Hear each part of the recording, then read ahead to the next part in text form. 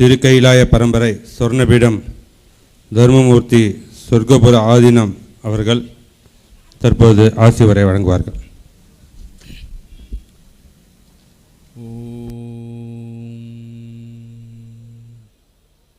போற்றிவோம் நம சிவாயும்.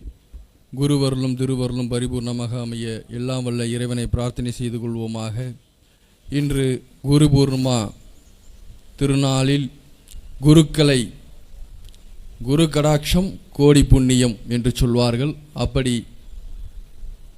குருமார்களெல்லாம் ஒன்றிணைந்து தஞ்சை மாவட்டத்தில் கும்பகோணம் நகரத்தில் சுவாமிமலை அப்பன் சன்னதிக்கு அருகாமையில் இந்த சூரசம்ஹார மாநாடு என்று ஒரு மாநாடை இன்று குரு பூர்ணிமா நாளில் ஏற்பாடு செய்திருக்கின்ற அத்துணை கள போராளிகளுக்கும் ஹிந்து சொந்தங்களுக்கும் ஆன்மீக பெரியோர்களுக்கும் எங்களுடைய குருமகா சன்னிதானங்களுடைய அருளானையின் வண்ணம் ஆசிகளையும் வாழ்த்துக்களையும் தெரிவித்துக் கொள்கின்றோம். இந்த மாநாட்டிற்கும் எங்களுக்கும் என்ன சம்பந்தம்? ஒரு அடியார் சொல்வார், ஒரு உண்டைக்கட்டி கிடைச்சா போதும், நான் சாத செவனேன்னு இருந்தேன், அடித்து என்னை இவ்வளோ வளர்த்து விட்டுட்டீங்களேன்னு சொல்லுவார். அப்படி நாமெல்லாம் குத்தியே என்ன பண்ணிட்டோம்? அயோக்கியர்களை ஆலயத்துக்குள் விட்டுட்டோம். அயோக்கியர்களை ஆலயத்துக்குள்ளே விட்டதனுடைய விளைவு எங்களை போன்றவர்கள் இப்படி நடு முச்சந்தியில் வந்து மக்கள் மன்றத்தில் எங்களுடைய கோரிக்கைகளை வைக்கக்கூடிய நிலைமை. இது யாருடைய தவறு? இறைவனுடைய தவறா அல்லது இறைவன் கொடுத்த வாக்கு வங்கியை தவறாக பயன்படுத்திய மக்களுடைய தவறா? சிந்திக்க வேண்டும்.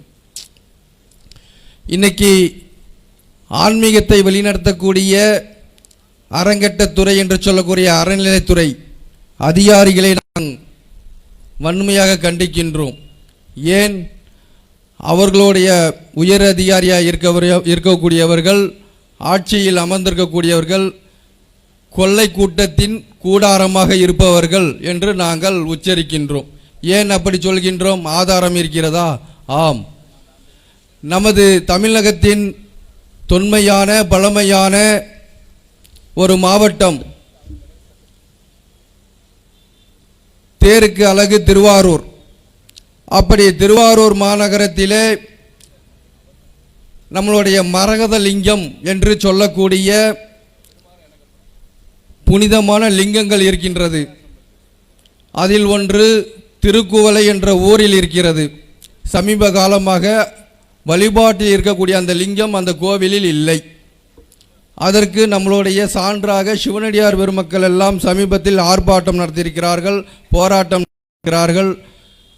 இதுவரை இந்த காவல்துறையும் அதை சார்ந்த துறையும் கை கட்டி வேடிக்கை மட்டும்தான் பார்த்து கொண்டிருக்கிறது. சரி, அது மட்டுமா?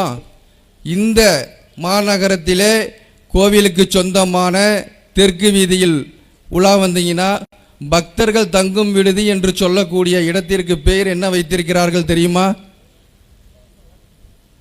போய் பார்த்துட்டு சொல்லுங்க. காதலர் தினம் வரும் அல்லவா, அதற்கான இடமாக இந்த அரங்கட்டத்துறை அங்கே அதை கூட வாசகத்தை கூட ஒழுங்கா சொல்ல தெரியல. அதே போன்று இன்னைக்கு கோவிலில் இருக்கக்கூடிய பல நிலங்கள் சூறையாடப்பட்டிருக்கிறது. தர்மச்சத்திரத்துக்காகவும் தர்மத்திற்காகவும் கொடுக்கப்பட்ட நிலங்கள் சூறையாடப்பட்டிருக்கிறது. அதற்கு சாட்சி தான் திருக்குவளையில் இருக்கக்கூடிய மரகத லிங்கம் காணவில்லை. ஒரு மரகத லிங்கமே காணவில்லை என்றால் அறநிலைத்துறை கட்டுப்பாட்டில் இருக்கக்கூடிய கோயில்கள் சொத்துக்கள் எவ்வளவு காணாம போயிருக்குங்கிறது மக்கள்கிட்ட கொடுத்துட்றோம். நீங்களே கணக்கெடுத்துக்குங்க. அப்படி நெருக்கடியில் வேலை பார்க்கும் அரசு ஊழியர்களையும் நாம் தவறு சொல்ல முடியாது. ஏன்னா அவங்களுக்கு மாசம் ஆனால் சம்பளம் வேணும்.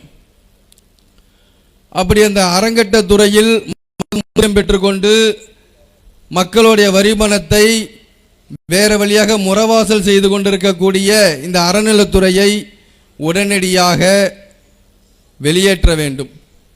ஏன் வெளியேற்ற வேண்டும்? இன்னைக்கு தமிழ்நாட்டில் இருக்கக்கூடிய கிராம கோவில்களில் நடக்கக்கூடிய நிகழ்வுகளாக இருக்கட்டும், எங்களை போன்ற ஆதீனங்கள் கோவில்களாக இருக்கட்டும், எங்கேயாவது சிறப்பு தரிசனம் கட்டண தரிசனம் உண்டாயா? யாராவது சொல்லுங்க, அப்படி ஏதாவது இருக்குதா? ஒன்றும் கிடையாது. கிராம மக்கள் நடத்தக்கூடிய திருவிழாக்களிலும் சரி, ஆதீனங்கள் மற்றும் ஜீயர்கள் நடத்தக்கூடிய கோயில்களாக இருந்தாலும் சரி, எந்த விழாக்களிலும் என்ன கிடையாது? கட்டண தரிசனம் கிடையாது, சிறப்பு கியூ கிடையாது. ஆனால் இந்த அரங்கட்ட அறநிலையத்துறை எங்கெல்லாம் இருக்கிறதோ அங்கெல்லாம் என்ன இருக்கு? கட்டாய கட்டணம் இருக்கு. அந்த கட்டணம் கொள்ளையடிப்பதற்காக. சரி, அது மட்டும்தான் இருக்காங்களான்னு பார்த்தா இப்போ புதிதாக ஒரு ட்ரெண்டு கிளம்பிட்டாங்க. நாங்களும் இந்துக்கள், நாங்களும் இந்த தர்மத்தை பாதுகாக்கக்கூடியவர்கள், கோவிலை பாதுகாக்கக்கூடியவர்கள். கோயில் திருப்பணி எத்தனையோ செஞ்சுருக்கோம் தெரியுமா? தெரியும். அங்கே போய் கேட்டால் ஒரு கோயில் குடமுழுக்குக்கு அந்த துறை எடுத்ததுன்னா 100 ரூபா இந்த கோவிலுக்கு ஒதுக்கியிருக்காங்கன்னா 40 ரூபா இவன் பாக்கெட்டுக்கே போயிடுதான். யார் பாக்கெட்டுக்கு? அந்த துறை அமைச்சர் பாக்கெட்டுக்கு, அவர் சார்ந்தவர்களுக்கு போயிடுது. அதற்கு ஆதாரம் பல கோயில்களில் போயிட்டு ஏன் திருப்பணிக்கான பணம் வந்து ஏன் திருப்பணி துவங்கவில்லை என்று கேட்டால் அந்த கான்ட்ராக்ட் எடுத்தவர்கள் சொல்கிறாங்க, சாமி 40% பணத்தை அவங்களே எடுத்துட்டாங்க சாமி. அது எப்படியா உன் கைக்கு வந்து எடுக்காமல் அவங்களே எப்படியா எடுத்தாங்க? நீ இன்னும் வேலையே செய்யலை. எந்த வேலை எடுத்தாலும் பகுதி பகுதியாக தானே பணம் பிரித்து கொடுப்பாங்க. ஆமாம் சாமி, அப்படி தான் கொடுப்பாங்க. ஆனால் எங்களுடைய நாலேஜே இல்லாமல் 40% பணத்தை எடுத்துட்டாங்க. அப்புறம் கையூட்டலாக ஒரு 20% போயிடும். பாக்கி 40% வச்சு நாங்கள் எப்படி சாமி திருப்பணி செய்வது? அதற்கும் இவங்களுக்கு ஒரு திட்டம் கொடுக்குறாங்க. என்ன? போலி நன்கொடை ரசீது. என்ன ரசீது? போலி நன்கொடை ரசீது. அந்த ரசீதை தூக்கிட்டு போய் பிச்சை எடுங்க. மக்கள்கிட்ட சிமெண்ட் மூட்டை, கம்பி போன்ற பொருட்கள் எல்லாம் என்ன வாங்கணும்? தர்மம் வாங்கணும். யார் வாங்கணும்? அந்த திருப்பணி கமிட்டி. இதற்கு பேரு தான் திருப்பணி செய்யக்கூடிய நல்ல ரசாயா? சொல்லுங்க. யாருக்கு டீ காஃபி இல்லையா? அமைதியா இருக்கீங்க. என்னங்கய்யா? அப்படி இந்த அறங்கட்ட துறையானது தமிழகத்தில் செய்யக்கூடிய கொள்ளை கணக்கில் அலங்காதது. எப்போது நல்லவர்கள் ஆட்சிக்கு வருகிறார்களோ, எப்பொழுது இந்து தர்மத்தை பாதுகாக்கக்கூடியவர்கள் ஆட்சிக்கு வருகிறார்களோ, அப்பொழுதுதான் இங்கே தர்மம் ஓங்கி நிற்கும். அதுவரை நாம் துன்பப்பட்டு கொண்டுதான் இருக்க வேண்டும். இதில் ஏதாவது மாற்று கருத்து இருக்கா? மாற்று கருத்து இருக்கா? இல்லை. சரி, அடுத்த திட்டம் இந்த அறநிலையத்துறையினுடைய இந்த ஆட்சியினுடைய திட்டம் என்ன திட்டம்? குளங்களை கொள்ளையடிப்பது. குளங்களை கொள்ளையடிப்பது. கோவில் சொத்துக்களை இந்த மதம் இல்லாத மாற்று மதத்திற்கு பட்டா போட்டு விற்பது. இப்படி எண்ணற்ற பணிகளை இந்த அரசானது செய்து கொண்டிருக்கிறது. இவர்களுக்கு நம்ம என்ன கொடுத்திருக்கிறோம்? அங்கீகாரம். என்ன அங்கீகாரம்? சட்டமன்ற உறுப்பினர், பாராளுமன்ற உறுப்பினர். போய் அங்க என்ன செய்வார்கள்? கொள்ளையடிப்பது எப்படி? 5 ஆண்டு திட்டம் என்ன? யாரிடம் சொத்து இருக்கிறது? கோவில் சொத்துக்கள் யார்கிட்ட இருக்கு? புறம்போக்கு நிலங்கள் யார்கிட்ட இருக்கு? இதையெல்லாம் என்ன செய்வது? கொள்ளையடிப்பது. அந்த காசை மீண்டும் எலெக்ஷன் வரும்போது புழக்கத்தில் விடுவது. இது மட்டுமே இவர்களுடைய என்னவா இருக்கு? என்னங்கயா இருக்கு?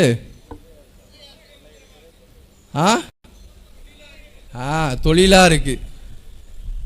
சரி, இவங்க ஏன் இப்படிலாம் செய்கிறாங்க? நமக்கு நிறைய ஹிந்து அமைப்புகள் இருக்கு, ஆன்மீக அமைப்புகள் இருக்கு, எண்ணற்ற செயல்பாடுகள் இருக்கின்றதே என்று நாம் கொஞ்சம் இறங்கி நம் அடியார்களிடம் கலந்து ஆலோசித்தால் அவர்கள் சொல்வது, எனக்கு சீட்டு கொடுக்கல சாமி, வெளியூர்லேருந்து சீட்டு கொடுத்துட்டாங்க சாமி, அப்புறம் நான் எப்படி சாமி ஓட்டளிப்பேன்? ஒரு ஆன்மீகவாதிக்கு இங்கு என்ன வேலை என்று திருட்டு திராவிட கும்பல்கள் கேட்பார்கள். ஆன்மீகவாதிக்கு இது போன்ற அரசியல் மேடைகளில் உரிமை இல்லை என்றால் வாக்களிக்கும் உரிமை யார் கொடுத்தது? வாக்களித்தால் மட்டும் இனிக்குமோ? இனிக்குமா? எங்களுடைய வாக்கு மட்டும் உங்களுக்கு தேவை. ஆனால் எங்களுடைய கருத்துரிமை, எங்களுடைய செயல் உரிமை என்னவா இருக்கு? சிந்திக்கணும். அப்படி கும்பகோணம் என்கக்கூடிய கோவில் நகரமானது இன்னைக்கு கோவில் நகரமா? சொல்லுங்க. அடியன் பார்த்த வரைக்கும் உல்லாச நகரமாக இருக்கிறது. என்ன நகரமா இருக்கு? உல்லாச நகரம். அதற்கு சாட்சி தெற்கு வீதியில் என்ன பண்ணியிருக்கிறாங்க? கொட்டை எழுத்தில் போர்டு போட்டிருக்காங்க. அப்படி எண்ணற்ற செயல்பாடுகள் இருக்கிறது. இதையெல்லாம் முறியடிக்கணும்னா 2026 யாரோடைய ஆட்சி நடக்கணும்? ஆன்மீக ஆட்சி. ஆன்மீக ஆட்சி எப்போ ஓங்கி ஒழிக்கிறதோ அப்பொழுதுதான் தர்ம காரியங்களும் தர்ம செயல்களும் தர்ம சிந்தனைகளும் என்னவாகும்? இதுக்கெல்லாம் நமக்கு என்ன சாமி பலன்? இன்னைக்கு மற்ற அமைப்பில் இருந்தால் நமக்கு கான்ட்ராக்ட் கிடைக்கும், எண்ணற்ற நேர்முகமாகவும் மறைமுகமாகவும் கையூட்டெல்லாம் கிடைக்கும். ஆனால் இந்த அமைப்புக்கு வந்ததுக்கப்புறம் எங்களுக்கு பச்சை தண்ணி சாமி. அப்படித்தானே? எப்போ ஒருவர் சிவபெருமானுடைய ருத்ராட்சமும் திருநீரும் பெருமாளுடைய திருச்சின்னமும் அணுகின்றோமோ அப்பொழுது இறைவன் இருக்கின்றான் என்பதற்கான சாட்சியாக நாம் மாறுகின்றோம். என்னவாக மாறுகின்றோம்? சாட்சியாக மாறுகின்றோம். எப்படி சாமி சாட்சியாக மாறுகின்றோம்? ஒரு நாள் அல்லது 2 நாள் கூலி கொடுக்கவில்லை என்றால் நாம் அவர்களிடம் வேலைக்கு செல்வோமா? ஆனால் இங்கே வந்திருக்கிறவர்களுக்கு யாருக்காவது ஐயா அர்ஜுன் சம்பத்து மற்றும் மற்ற பிரமுகர்கள்லாம் தான் பணம் கொடுத்து கொண்டு வந்தாங்களா? ஆனால் பணம் கொடுத்து கொண்டு வந்த கூட்டம் போகும்போது என்னத்தை எடுத்துகிட்டு போகுது? கிடைச்சதெல்லாம் கொண்டு போயிடுது. கிடைச்சதெல்லாம் சேரெல்லாம் மட்டும் இல்லை, இருக்கிறது எல்லாத்தையும் கொண்டு போயிடுது. ஆனால் நம்ம கூட்டம் ஒரு நாள் ஊதியத்தை விட்டுட்டு, ஒரு நாள் வருமானத்தை விட்டுட்டு இந்த நாட்டை பாதுகாக்க வேண்டும் என்று வந்திருக்கக்கூடிய கூட்டம் எந்த கூட்டம்? நம்ம கூட்டம். இந்த கூட்டத்துக்கு என்ன அங்கீகாரம்? இறைவன் இருக்கின்றான் என்பது நமக்கெல்லாம் ஒரு அங்கீகாரம். சுவாமி சொல்லியிருக்கிறார், என் கடன் பணி செய்து கிடப்பது. நானும் உங்களை மாதிரி பணி செய்து கிடந்தவன் தான் ஐயா. ஒரு காலத்தில் வால் போஸ்டர் ஓட்டுறதுல இருந்து கோவில் உலக பணி செய்கிறதுல இருந்து அனைத்து பணிகளும் செய்தவன். அதற்கு சுவாமி கொடுத்த கூலி என்ன? 18 சைவ ஆதீனங்களில் ஒரு ஆதீனத்தில் இன்னைக்கு நிர்வாக ஸ்ரீகாரியம், அதாவது இளைய பட்டமாக நீ சுவாமி என்ன பண்ணியிருக்கிறார்? அழகு பார்த்துட்டு இருக்கார். நம்மளிடம் வேலை வாங்கி கொண்டு உட்கார்ந்து ரசிக்கக்கூடிய நயவஞ்சகரா நம்மளுடைய இறைவன் இல்லை. நாம் ஒரு மடங்கு வேலை செய்தால் பல மடங்கு நமக்கு அள்ளி கொட்டக்கூடிய செல்வந்தர் அல்லவா இறைவன். ஆனால் நம்ம மனதார செய்கிறோமா? சிந்தித்து பார்க்க வேண்டும். என் கடன் பணி செய்து கிடப்பது, என் பகுதியில் நல்லவரை தேர்ந்தெடுப்பதற்காக நான் என்ன செய்ய வேண்டும்? என்னுடைய உழைப்பை தியாகம் செய்ய வேண்டும். என்னுடைய முயற்சி 100க்கு 100 விழுக்காடும் இருக்க வேண்டும். அப்பொழுதுதான் நான் எடுத்துக்கொண்ட பணியை சிரத்தையாக செய்தேன் என்ற நிம்மதியாக தூங்க முடியும். அந்த மாதிரி தூங்கியவர்கள் எத்தனை பேர்? சிந்தித்து பார்க்க வேண்டும். அப்படி முழுமையாக சிந்தித்தோம் என்றால் 2024 பாராளுமன்ற எலெக்ஷன் 40 தொகுதியை கோட்டை விட்டுருப்போமா?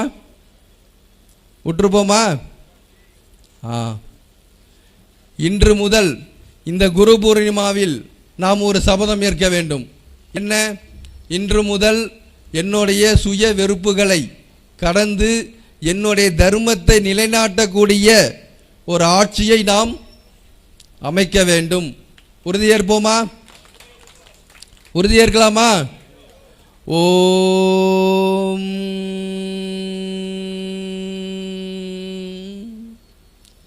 சிவாய நம. இந்த உறுதியை நம்பி அடியன் விடைபெறுகலாமா? நம்பலாமா? சிவாய நம. போற்றிவோம் நமசிவாயம்.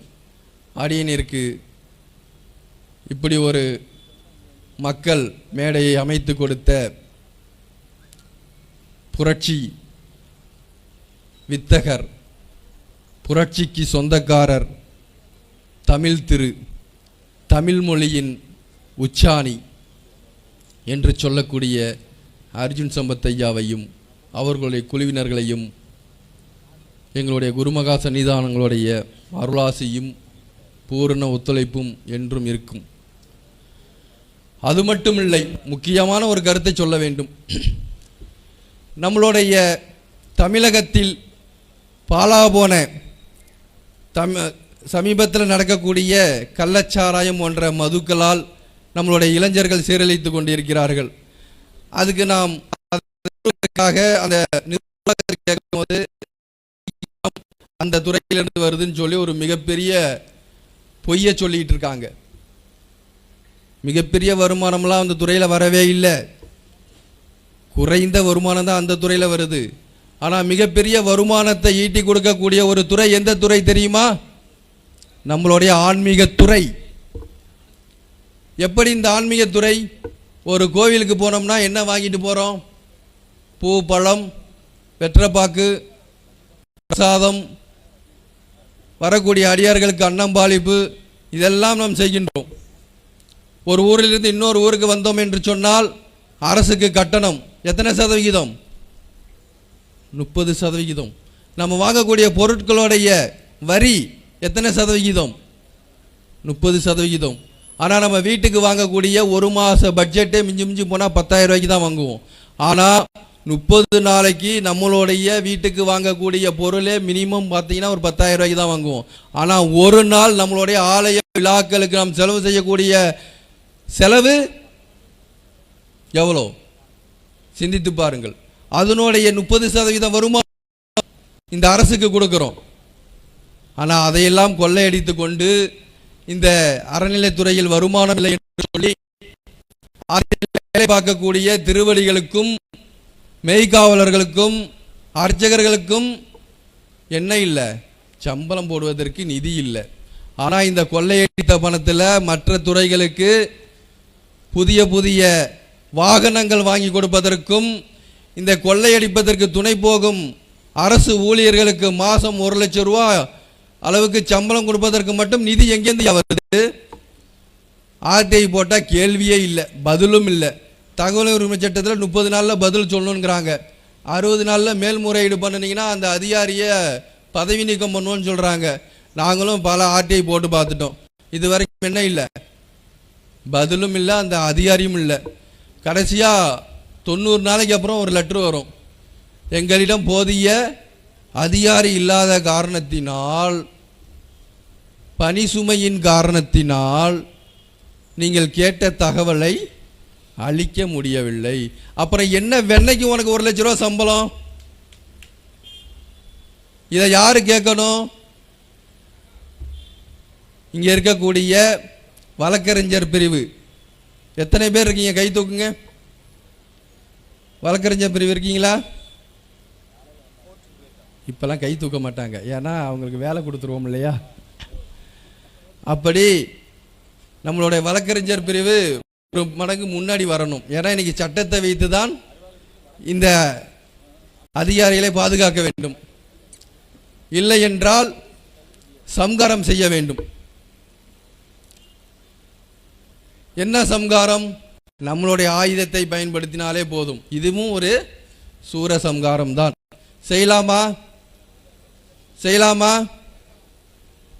2026 நமக்கானதா மக்களுக்கான பணியாளராக மாற வேண்டும். அப்படி மாறணும் என்று சொன்னால் நமக்கான அங்கீகாரம் மக்கள் கண்டிப்பாக கொடுத்தே தீர்வார்கள் என்று சொல்லி அடியன் வாய்ப்புக்கு நன்றி கூடி விடைபெறுகின்றேன். சிவாய திருச்சிற்றம்பலம். போற்றிவோம் நம சிவாயம். நாளை நமது 40 மொத்தம் நமது. சிவாய நம.